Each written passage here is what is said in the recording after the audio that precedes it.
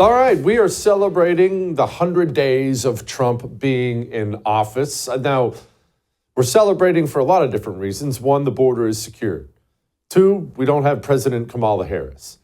And maybe you are tempted, understandably, to point out all the things we haven't gotten done, because it's a bunch of things we haven't gotten done. We haven't seen any real spending cuts. I know there's been some great Doge headlines, but we haven't seen any clawback in spending, nothing significant. I know we haven't seen mass deportation yet. I get it. I get it. I get that. But be happy. We're going to get to the Canadian election here. It's going to be in a little while, but think about this. They just went from a far lefty to someone else who's probably even further to the left, meaning they just got rid of their Joe Biden and their Kamala Harris just won the election. That could have been us. 4 years of Joe Biden's evil. Whether you love, I doubt you love everything Trump's done. I doubt you hate everything Trump's done unless you're deranged in one direction or the other. But this could be 100 days of Kamala Harris tearing this country apart as fast as she could. I'll take this 100 days. Now let's focus on something else, because part of the story out there today is Trump's falling poll numbers, his approval ratings. And don't do what you're tempted to do, what I'm tempted to do. It's just the polls lie. Stop with that. Are there polls out there that lie? Of course. There are polls paid for by the opposition, designed to lie. Yes, that's a really big thing. When you have several different polls from different sources all saying the same thing, they're not lying. It's an accurate reflection of the mood of the country. I see it in my own personal life, people with concerns about the tariffs, concerns about this, concerns about that.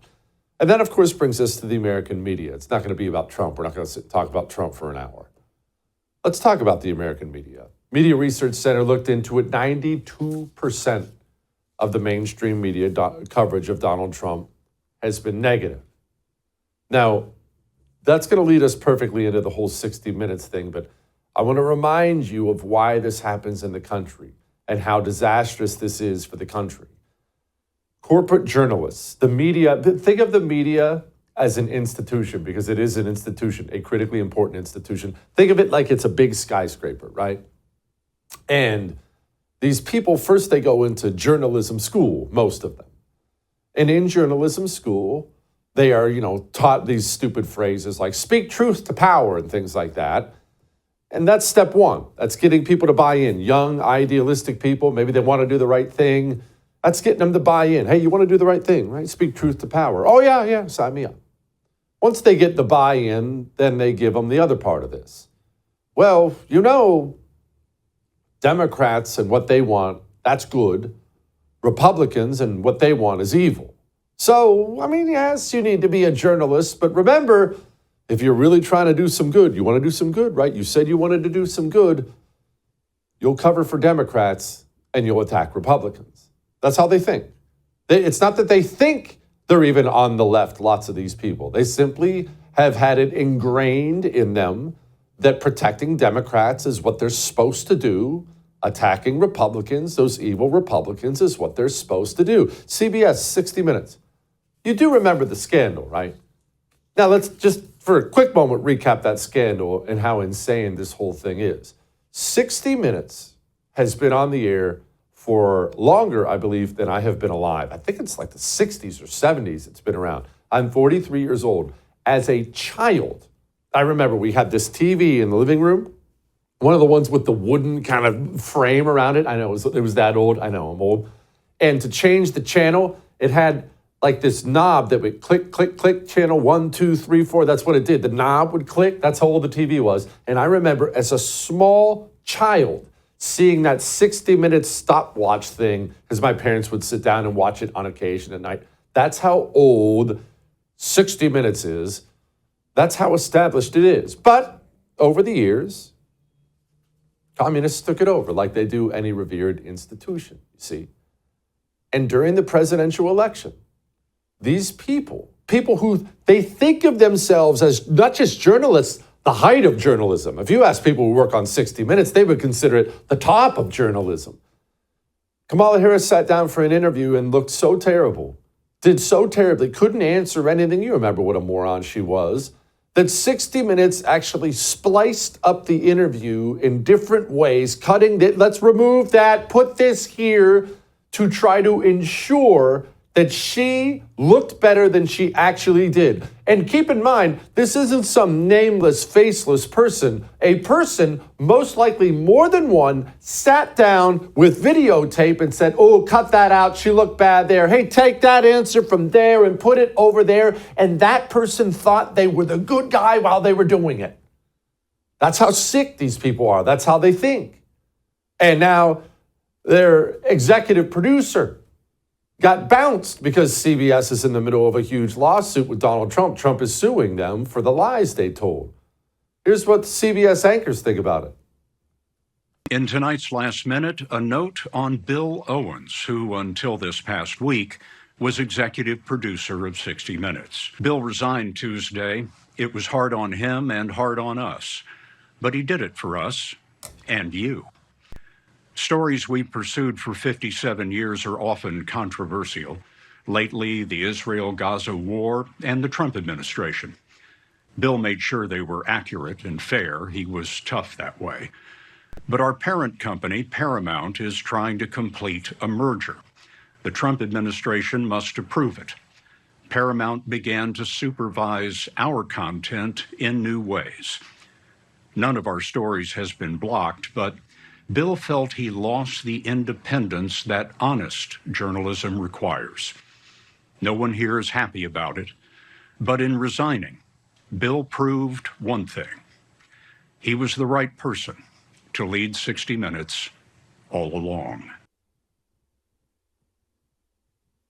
That communist took his position at 60 Minutes and tried to make sure the Democrat won the election, and that's his send-off. Now, these people, the American media, they lied to us for 4 years. It's not a scandal I'm going to let go of. The fact that we had a non-functional American president for 4 years. For 4 years, the American media covered for the fact that the American president was not a functional adult. 4 years they made believe. Making sure that we're able to make every single solitary person eligible for what I've been able to do with the COVID. With dealing with everything we have to do with. Look, if we finally beat Medicare, the beer brewed here, it is used to make the brew beer in this refinery. Oh, Earth Rider, thanks for the Great Lake. And I had a nurse named Pearl Nelson, military. She'd come in and do things that I don't think you learn in medical school, nursing school. She'd whisper in my ear. I couldn't understand her, but she'd whisper, she'd lean down. She'd actually breathe on me to make sure that there was a connection, a human connection. End of quote. Repeat the line. America is a nation that can be defined in a single word. I was in the foothills of the Himalayas with Xi Jinping. They didn't see. That's what they're trying to tell us now. They didn't see. Or it wasn't their fault. You see, that they were being lied to. It's not their fault. President Biden's decline and its cover-up by the people around him is a reminder that every White House, regardless of party, is capable of deception. But being truth tellers also means telling the truth about ourselves. We, myself included, missed a lot of this story. And some people trust us less because of it.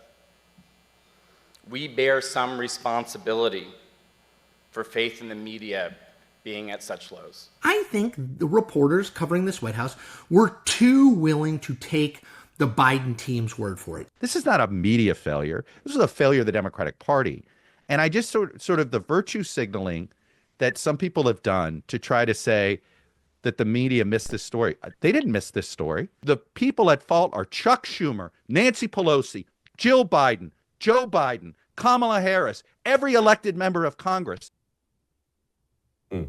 Yeah, what they're doing here, it's important you don't let them get away with it, you see. This is actually the whole point of our talk. It's really important you don't let the media get away with what they're trying to do.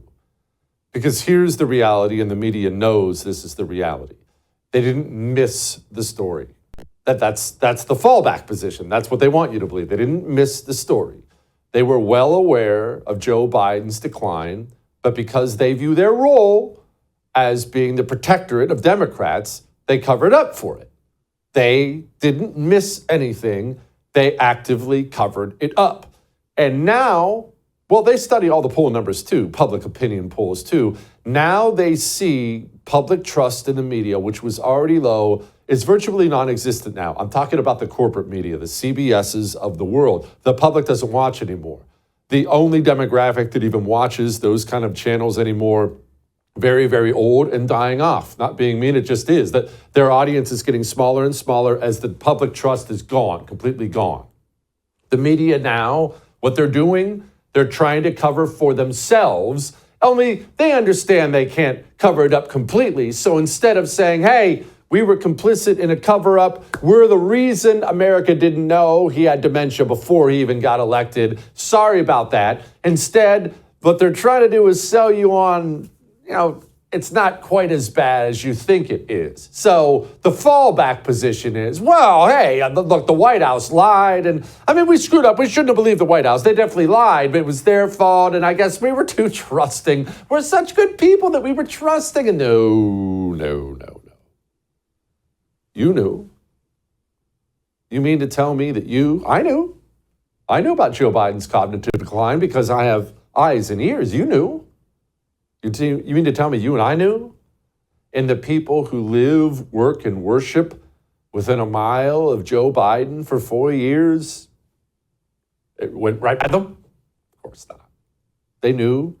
They covered it up. And I don't know how we fix where we are as a country, but this is a very, very difficult place to be when the American media has picked a side and they're activists for that side. Tough to wade through it. We'll figure it out, all right? All that may have made you uncomfortable, but I am right. You need new shoes. I know I'm not a big shoe guy, meaning I don't have a lot. I'm a dude. I have tennis shoes, cowboy boots. My wife wants me to have a pair of dress shoes, but I don't have a lot. So look, I'm not telling you to become a shoe guy or a shoe girl, but you need some gravity defy, some G defy shoes because it's easy on your body. You stand a lot, you walk a lot. Are your feet, are they tired at the end of the day? Does your back hurt and your knees hurt? G defy shoes are different. They have this special technology in them that absorbs all that shock, all that pain. Your shoes can take it, not your body. You'll feel like $1 million at the end of the day. Instead of sitting there rubbing your feet, holding your knees. You want a nice deal on it? Here's what you do. You text Jesse to 9188, get you a big discount. Jesse to 9188, go get a pair of those shoes.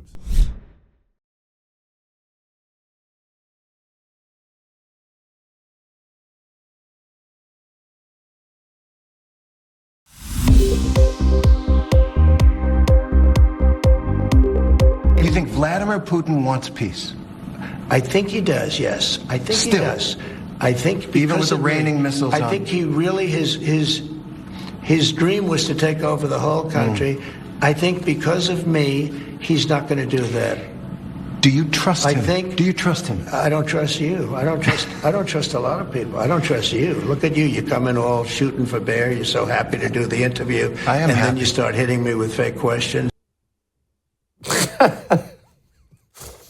Joining me now, Monica Page, White House correspondent with Turning Point USA. Monica, obviously it was a fiery interview, to put it mildly. What is it with these people in the Putin stuff? Does the public still buy into this crap? Absolutely not, Jesse. And it's so funny that you played that clip to start off the segment because Terry's actually here, by the way. I actually passed him in the security booth. He's here on the White House grounds. Not entirely sure what he's doing here after that very embarrassing and disastrous interview.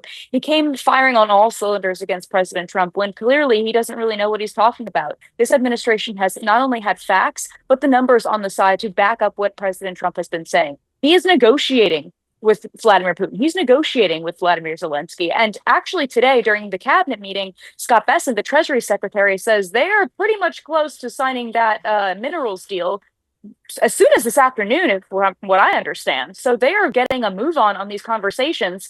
And it's embarrassing for somebody like Terry to come at President Trump. The media is clearly on the offense here when it comes to the president, and the American public is not buying it. I was on the ground yesterday speaking to Michiganders while the president was celebrating his 100 days rally, and they are clearly very much on board. It was a loud and rowdy audience. Everyone is definitely on board with the president's message and his agenda.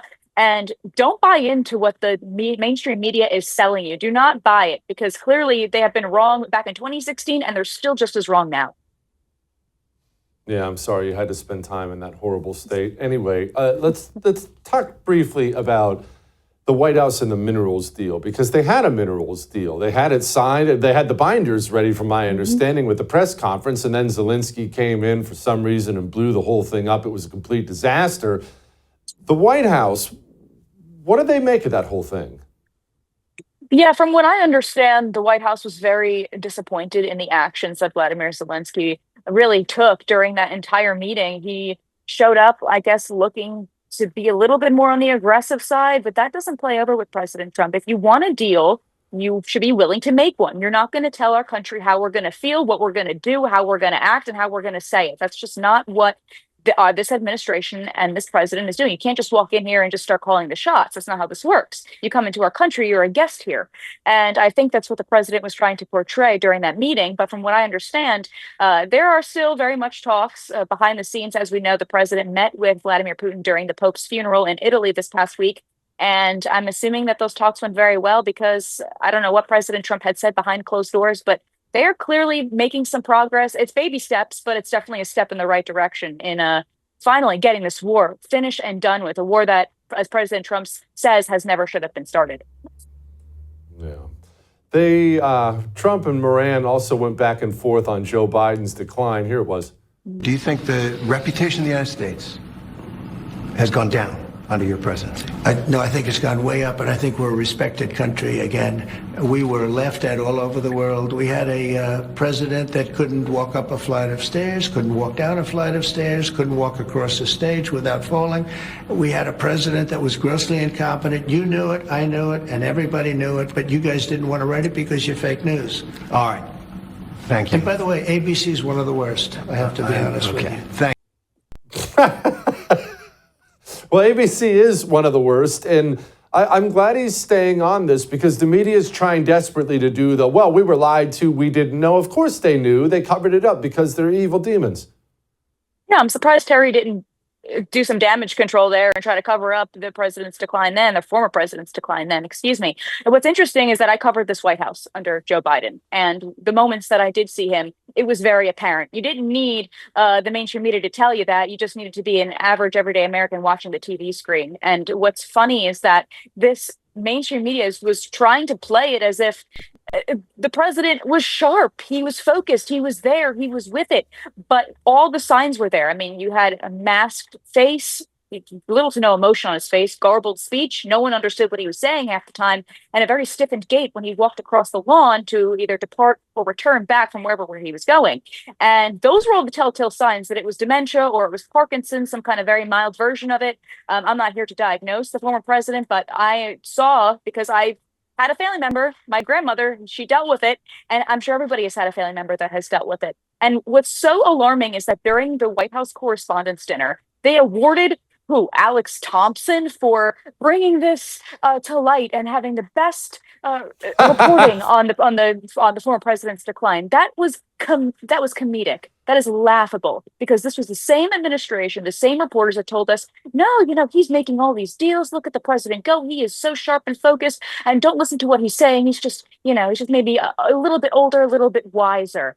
And that just wasn't the case. I did a whole 30-minute investigative piece on the president's decline. And whoever Alex Thompson is, didn't even scratch the surface of some of the things that I uncovered and who I spoke to regarding the former president's condition. So it's laughable. And I'm surprised that the mainstream media is still playing along with this and still won't admit it, that they were the ones involved in the biggest cover-up scheme to go down in history. Yeah, Monica, the way I see it by this point in time, I think they doth protest too much, meaning they keep bringing this up. Hey, we didn't lie, we didn't cover it up, we didn't lie, we didn't cover it up. I get the sense that the media thinks that they lost significant credibility with their cover up, but I don't work with these people every day, thank God. You do. Do you get that sense? Absolutely. And it's evident in the briefing rooms every single day because I feel like between the new media along the sides of the room there and between some of the things that I've been hearing on the ground with voters, everyday Americans, those who tune into the press briefings, it's the current theme is that, everyday people are not taking the mainstream media seriously anymore. And I've said it once and I'll say it again. The Biden administration bred a sense of elitism in that press briefing room and bred a sense of elitism to mainstream media reporters as well. So to see how the outsiders are kind of looking into this White House with these reporters and how they covered or didn't cover Joe Biden's cognitive decline is something that I feel like it was completely lost. Everybody, nobody trusts the mainstream media anymore. And that's really the sense that I get. And that's why these mainstream outlets are dying out. More people are tuning into you. They're tuning into other people who have podcast shows, Megyn Kelly, you name it, Turning Point USA shows, Charlie Kirk, all doing fantastic job in bringing the truth because you can't hide the truth. There's only so much you can hide from the American people until things don't start adding up. And that's what happened with Joe Biden. Yeah, thank God it did. Monica, appreciate you. Come back soon. Put your money where your morals are and switch your cell phone. And I know we don't like to make changes.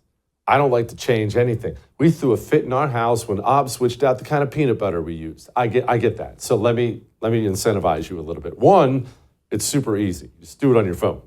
It'll take you a few minutes. It won't take long. Two, you get a brand new phone. Qualifying plans start at just $35 a month. You get a brand new Samsung Galaxy right now when you switch to Pure Talk. A brand new smartphone. I'm not talking about some junky flip phone. A brand new smartphone. And you can have your bill go way down. My bill got cut in half when we switched. You save money, brand new phone. Why wouldn't you switch? puretalk.com/JesseTV. And keep in mind, they don't give to left-wing causes like your mobile company does. puretalk.com/JesseTV.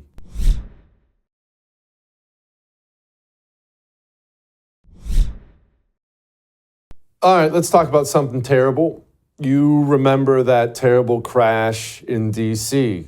Helicopter, Army helicopter, commercial airliner, had I believe it was a ballet team, a youth ballet team on it. Awful story from just a short while ago. And you remember how we handled it on the show, like we always do, not chasing stupid headlines and things like that. We prayed for the families, said the facts would come out, and kind of left the whole thing at that. Well, we have some facts out. They aren't good, but I don't want to interpret them. I'm going to ask Jason to do that. Joining me now, Jason Nelson, retired Marine, United States Army Special Operations Command. You can follow him online at Real Jason Nelson. All right, Jason, I wasn't a pilot. They would never let me do something that involves that much intelligence. Tell me what happened here. Well, first of all, we're both too tall to have ever been pilots, so I don't think that's going to happen. But that said, what's interesting that came out about this, Jesse, is that, and like you said, the key here is that obviously you don't want to jump to conclusions. You want to sit here. The most important thing is that there is a massive tragedy, 67 lives lost. That's the focus here. But at the same time, we need to learn from these mistakes. And as you've seen the data that's come out, there's been hundreds of near misses at that same airport. This is a constant problem. I don't know why they're using this. They've tried to shut down this airport numerous times. It's apparently Congress. It's just too convenient for them. But that said, you could see on approach when that helicopter was moving into the line to where the plane was approaching, they were warned off by the tower multiple times. She was above where she was supposed to be in altitude. She was traversing in an area she was not supposed to be traversing. But most importantly, I think, are those last 15 seconds where her right seat instructor told her to make a turn, instructed her, said, hey, look, we're being told by the tower that we can't accept this visual confirmation. We need to track left. And they did not do so. You can see that she did not acknowledge it. For 15 seconds, continued on her heading and course. And that's when the intercept happened and when the tragedy occurred. And there's a lot of questions that come from that, including how somebody can be in a situation where they don't have an immediate response. I don't know about you, Jesse, but I don't. An immediate response to orders is what discipline is. And the inability to respond in that situation directly led to the loss of 67 lives. Okay.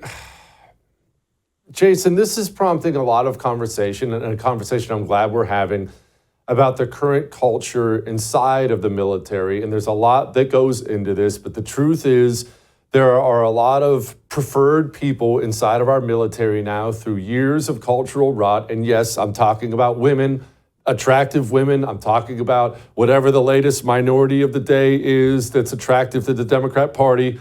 They install officers that incentivize these things. And there is a culture where you're afraid you can't criticize people who deserve criticism. There's a lot of that, and it's a big problem. Absolutely.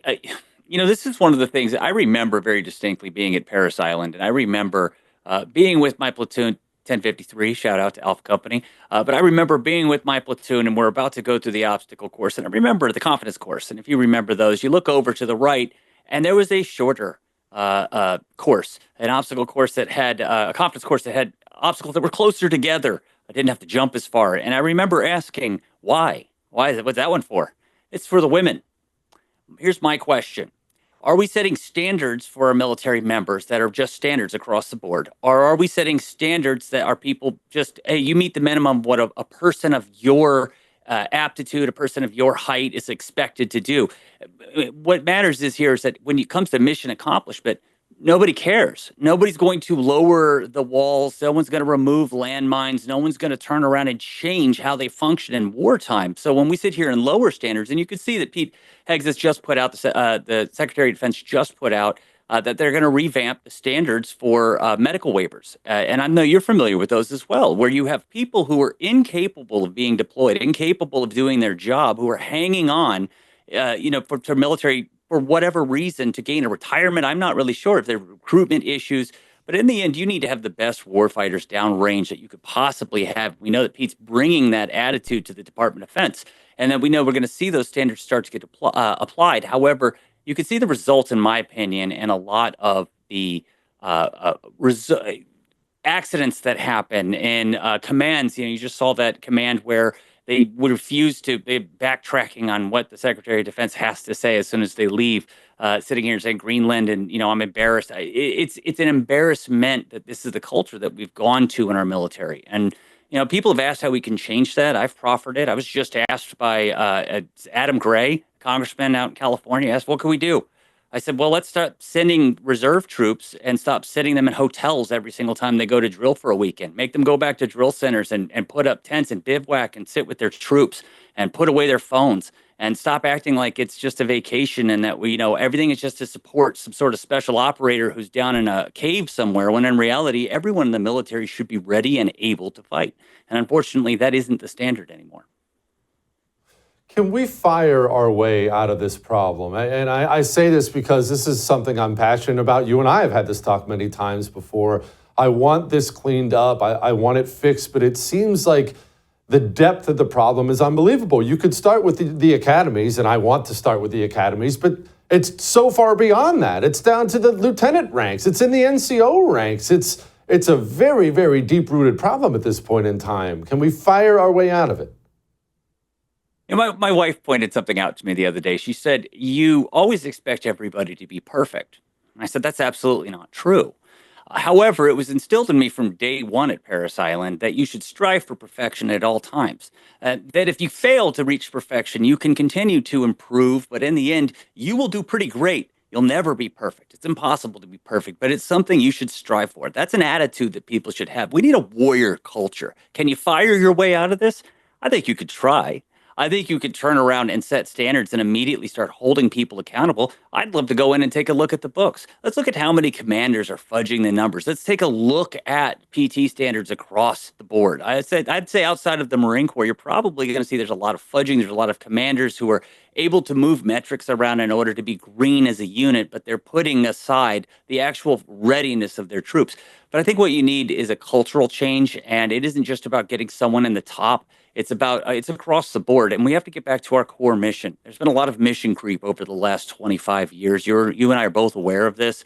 As we move to nation building, as we move to humanitarian sector, the military is being used not for its primary purpose. The primary purpose of our military is to destroy and break things. It's to kill people. It's to kill people so that American citizens who are not in the military do not die. That is the only intent of the military. It's to kill people efficiently and as many people as possible as you intend to kill, with as little collateral damage if you can.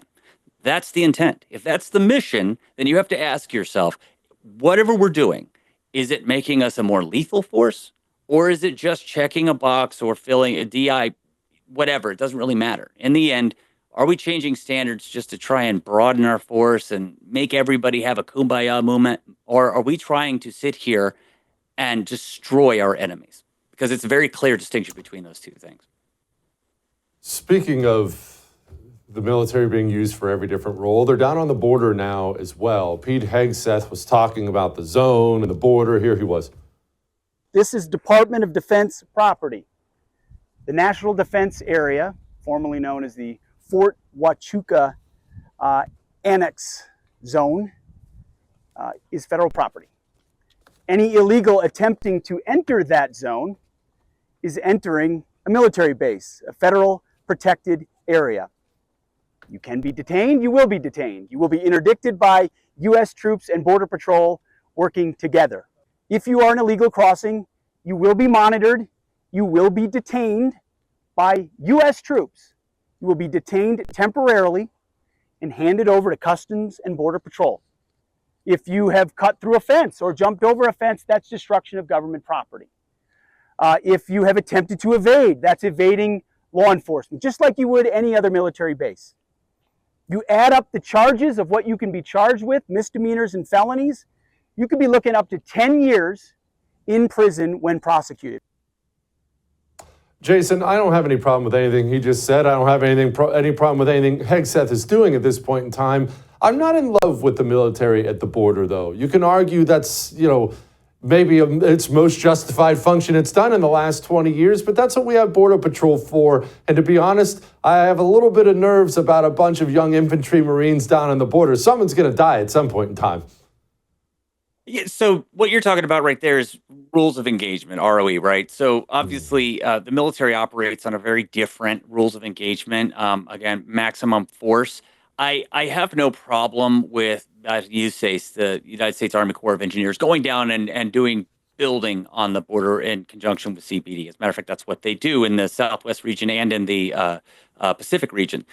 They work hand in hand. And I understand why certain roles, it makes sense from a budgetary standpoint. It makes sense from a training standpoint to use those elements. But I agree with you. I understand why they're doing this. They're plugging holes. They're trying to show that they're willing to use maximum force to protect our border. They're doing it because this is a response to judicial just idiocy right now, where everyone is striking down and fighting within what's the basic job of the president, and they're stopping him from doing that. So what they're now doing is, like we did the first term, where they turned around and used USA's border military funds to put forth the border because everything else was held up in court. When it comes to discretionary funding, in this instance, I think it's very similar. You're being held up by bureaucrats, probably within CPB. You're probably being held up by funding purse strings by Congress. So this allows them to do that, to go out there and put that force and that element on the border. That said, I agree with you. I think understanding rules of engagement, understanding how escalation of force works, you're asking a lot of 18-and-a-half-year-old who's had 6 months of training to go down there and interdict on behalf of people who have had instead, years of training when you're talking about Customs and Border Patrol. And I would rather see that mission stay within that. I don't mind the support element aspect of it. I understand why they're going to do it. But if you're going to do it in this, you have to also say, look, this is likely going to end in an escalation of force that has a lethal outcome. There is no other way, as you just pointed out, that it's not going to end in that. Jason, I appreciate you, brother. Come back soon. All right. I sleep so good. I love to sleep. But every now and then we all go through the same thing. We had too much caffeine or too much stress or something. Got a big day tomorrow. I want to take something to sleep. I want to take something. You've done that. We've all done that. But what do you take? The problem with it is everything you take to help you sleep, whether it be over the counter, maybe the doctor wrote you a prescription, everything has you waking up feeling like garbage the next day. Except for the one thing I've found, dream powder from Beam. It's the only thing I've ever found. It's a cup of hot chocolate, which I thought was unique. It's delicious. You'd never know there was anything in it, but it's got reishi and melatonin and all kinds of things in it. You sip on it about a half hour before you sleep. You'll just kind of drift off to sleep. Not knock out, you just drift off to sleep. And then you wake up in the morning, ready to go, feeling like $1 million. Get that in your life. Shopbeam.com/Jesse Kelly gets you up to 40% off. So go save some money.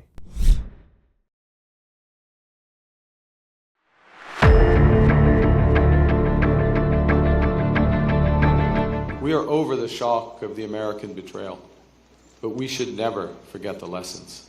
As I've been warning for months, America wants our land, our resources, our water, our country. Never. But these are not idle threats. President Trump is trying to break us so that America can own us. That will never ever happen. Well, I don't have high hopes for our Canadian friends, but I guess we'll ask Mark about it. Joining me now, Mark Morano, executive editor at climatedepot.com. Hey, Mark, I'm not that well versed in Canadian politics. I know Trudeau got forced out and he got replaced by this guy. Did they improve or did it somehow get worse? Well, it's absolutely worse, Jesse. This is a situation where, very simply, Justin Trudeau was a puppet pulled by the strings of the World Economic Forum. Mark Carney is the puppet master. He's the one who pulls the strings. This is the guy that was a former head of the Bank of England, the Bank of Canada. He's a World Economic Forum advisor. This is a man who's at the foundation of the carbon neutral banking, of ESG, of net zero. This is a man who not only knows where the bodies are buried, Mark Carney, but he helped bury the bodies. So this is orders of magnitude much more significant and worse for Canada than anything named Justin Trudeau. Okay, speaking of the climate nutters stuff, here he was, for anyone who doubts what Mark just said. Skepticism about ESG labels or sustainable labels. And that, again, is one of the reasons we're having this ruthless, relentless focus on net zero, because in the end, look, we can't stabilize the climate unless we get to net zero. And it's a simple, these are hard numbers. Your emissions are either A or B. They're going up or down. And if they're going down, are they going down consistent with the science? We anchor it in the science, the same science the UN and others use for the 1.5 degree objectives. Mark, how much of Canada's economy is banking on oil and gas? Canada's economy needs oil and gas to survive. It is predominantly that, no matter how much they talk about solar and wind. You hear the way he said stabilize the climate. First of all, even if you believe that for a second, anything Canada does, as John Kerry said about the United States, we could zero our emissions out to nothing today, and it would have no impact on global CO2 levels, let alone the climate. So Canada is in it for the worst. And I hate to say this, the whole problem with Mark Carney is that Donald Trump's tariff war came at a horrible time. This is not Donald Trump's fault per se, but it was bad timing because it literally, and I've talked to many Canadians. I speak up in Canada about once every 2 years as I go up to particularly Western Canada in Calgary. But Donald Trump has allowed Canadian nationalism to rise, and Mark Carney has ridden that. Now, Pierre Poilievre was set probably to win this election before all of this came in with tariffs and Canadian nationalism. And so this is an unfortunate situation. Canada is going to be hammered. This is a competent bureaucrat manager who knows what he's doing. He's not going to be taking the marching orders. He's the one that gives the marching orders. And he's got his own little country called Canada to experiment with now. And he's going to further gut Canada. I mean, the numbers have just been horrendous, the shrinking of the middle class in Canada. It's kind of like a microcosm of what's happened in California, except on the nation level of Canada. Gosh, that's so friggin' sad. All right, I want to shift focus to the World Economic Forum. You just mentioned it earlier. You and I have had a discussion about this evil group many times before, but specifically Klaus Schwab, this Bond movie villain right here.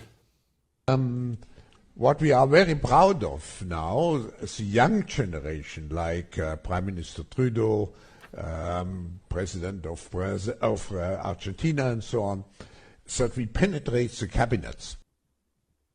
Mark, he's got himself in a little bit of hot water for misappropriating funds or whatever they're accusing him of. Not that I would be shocked about that. What do you make of this whole thing?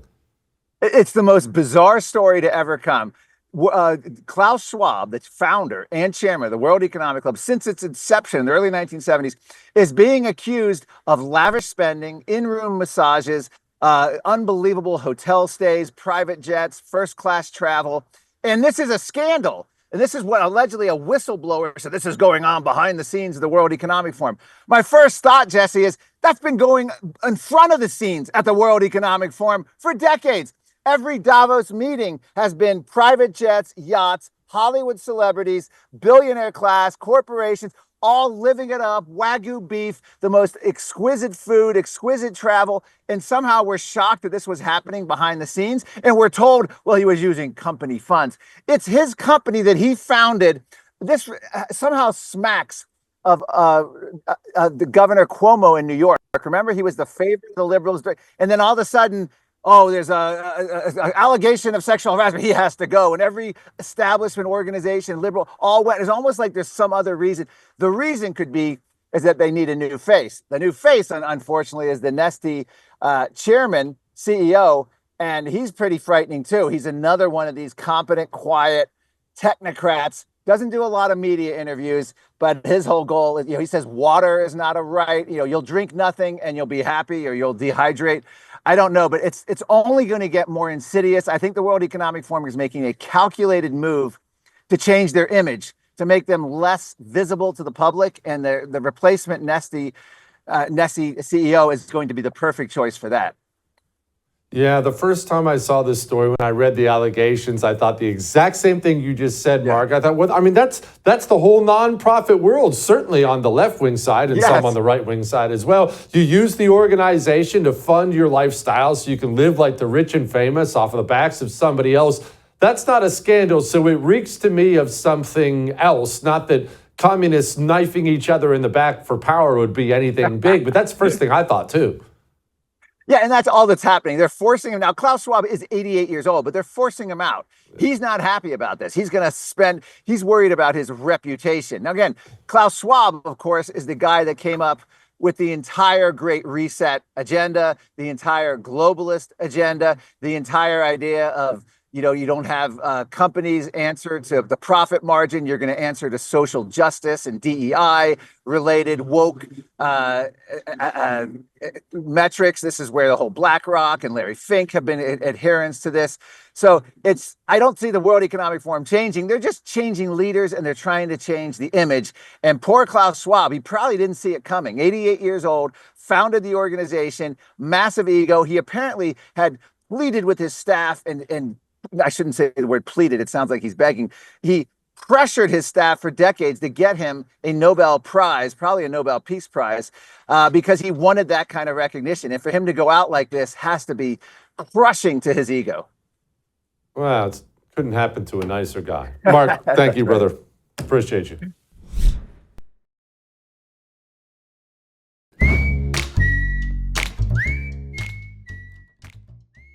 All right. It's time to lighten the mood. And on my life, I wake up yesterday morning and I see this video on my phone. It was on social media. And I thought, when I first saw it, and I pressed play on the video, I thought it was a Saturday Night Live skit, some sort of skit. I thought somebody was doing a bit. But this guy, was it Shri Thanadar? I don't know how to say his name. He was born in India. Moved here. Now, of course, he's a congressman in Michigan trying to impeach Trump. So go figure. Dual citizen. He sat down and made a very formal announcement about his intentions. And this is real. This is an elected member of Congress. He votes in our Congress. This is Congressman Shri Thanedar. Donald Trump has already done real damage to our democracy, but defying a unanimous 9-0 Supreme Court ruling, that has to be the final straw. It's time we impeach Donald J. Trump. This isn't an isolated incident. It's part of a dangerous, deliberate pattern. That's why today I introduced a resolution to impeach Donald J. Trump, outlining 7 articles of impeachment. I won't be silent, and I'm calling on all my colleagues, Democrats, Republicans, and Independents, to stand up with me. Enough is enough. Donald J. Trump must be impeached. All right, look, there's a lot I could say. I'm just going to say this, though. Fellas, look at my hair. You remember, it wasn't long ago on I'm Right when I had a pretty full head of hair. Now it's gone. That's because it started to thin out. I know you could see it. It's the hairline that started to retreat. You see how far back it is? And so I did what men do. I just buzzed it down and let it go. That's one route. He chose a different route. But everyone can tell. Guys, if you're considering the toupee, don't. And I know you found a good guy, right? You know my brother's cousin does him really well. Nobody can tell. Everybody can tell. Everyone knows. And it doesn't look good. Just let it go. I'll see you tomorrow.